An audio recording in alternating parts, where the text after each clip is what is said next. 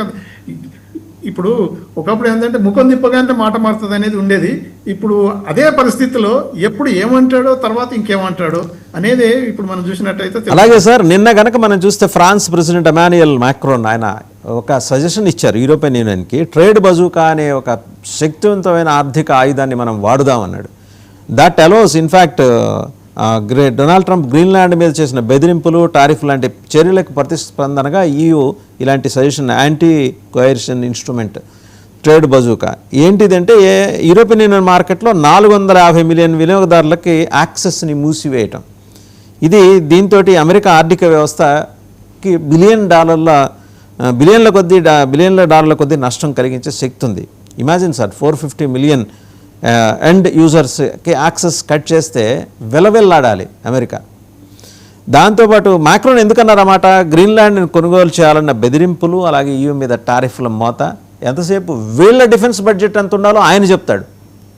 ఇంకా వాళ్ళు రేపు వాళ్ళు ఏ డ్రెస్ వేసుకోవాలి, ఏ ప్యాంట్ చొక్కా వేసుకోవాలి, ఏ షూ తొడుక్కోవాలి కూడా చెప్తాడేమో అనే అనుమానం ఇన్నాళ్ళకి వాళ్ళకి కనువిప్పు. ఇప్పుడు Russia is enjoying the entire show.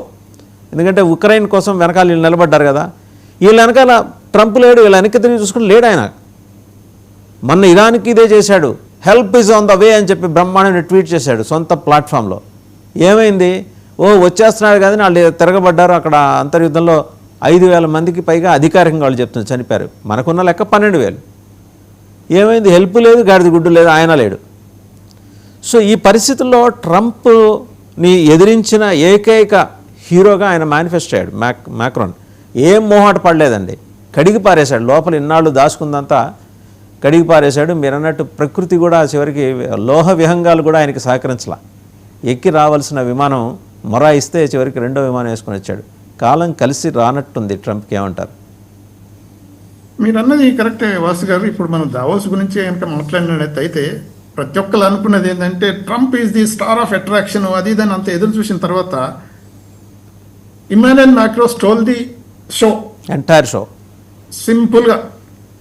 అంతేకాకుండా కూడా అది హుందాగా, ఏది పిచ్చి పిచ్చిగా ఏదో చేసిన పద్ధతిలో కాకుండా ఆయన వచ్చిన స్టైలు, అంటే కంజంక్టివిటీస్ ఉందని డార్క్ గ్లాసెస్, హాలీవుడ్లో ఏది మన బెస్ట్ ఫస్ట్ ప్రైజ్ సినీ యాక్టర్స్కి ఎవరికి వస్తుందో అలాగే జేమ్స్ బాండ్ లాగా వచ్చాడు.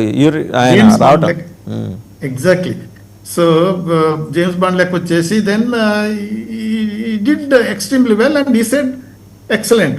ఏమన్నాడు, ట్రేడ్ బజూకాను ఉపయోగించుకోవటమే కాకుండా ఈ suggested letters do the military exercises in Greenland అనేసిండు. అని అంటే యూ కెన్ ఇమాజిన్ ఇంత, అంటే చివరికి నువ్వెంత ఇంత అనుకున్నావు కానీ నువ్వు అంత కాదు అని చెప్పనీకి మ్యాక్రోన్ ఓపెన్గా చేసేసి. అంతేకాకుండా కూడా when you are returning back, come down to Paris and then we will host a dinner and discuss with all the NATO members. చూద్దాం, మాట్లాడుకుందాం ఈ సమస్యలన్నీ. అది కూడా అంటే ఇన్వైట్ కూడా చేసిండు. ఆయన పోతున్నాని కాదు, బట్ హీ వాలంటీర్డ్.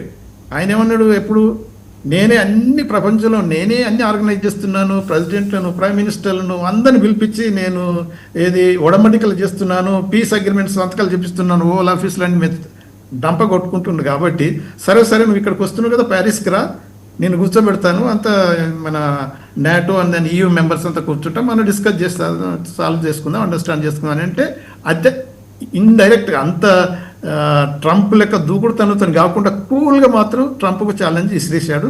దాన్ని అఫ్కోర్స్ ఇప్పుడు వీళ్ళు బజూకాను ఉపయోగిస్తారా, ఏది యాంటీ కోయర్షన్ ఇన్స్ట్రుమెంటు ఇప్పటిదాకా ఎవరి దగ్గర మీద ఉపయోగించలేదు. ఎందుకంటే 2023 అక్టోబర్ అప్పుడే వాళ్ళు దాన్ని అప్రూవ్ చేసుకున్నారు, కానీ ఏ కంట్రీ మీద ఉపయోగించుకోలేదు. కానీ అది మీరు అన్నట్టు ఇంతకుముందు చెప్పారు కదా, దాని బేసిక్ ఎయిమ్ కనుక చూసినట్టయితే 1 ట్రిలియన్ వర్త్ ఆఫ్ బిజినెస్ ఏది ఈ మన EUకు తర్వాత అమెరికాకు మధ్యన ఉన్న దాంట్లో అది ఎఫెక్ట్ అయినప్పుడు చాలా వరకు అమెరికన్ కంపెనీస్ ఆల్రెడీ మొదలుపెట్టేసి నో మీరు అలా చేయడానికి వీలు లేదు, ఎందుకనంటే we do lot of business and you also depend on hour అదని బిజినెస్ లీడర్స్ కూడా మొదలుపెట్టేసారు. సో అంటే అట్లీస్ట్ మ్యాక్రోన్ అయితే ఇవ్వవలసినంత వాట్ ఎవర్ ధీటుగానే ఇచ్చేశాడు. అది దానివల్ల వర్క్ అయిపోయి నిన్న కూడా ట్రంప్ అనౌన్స్ చేసింది కదా, no I'm not using military force but will discuss.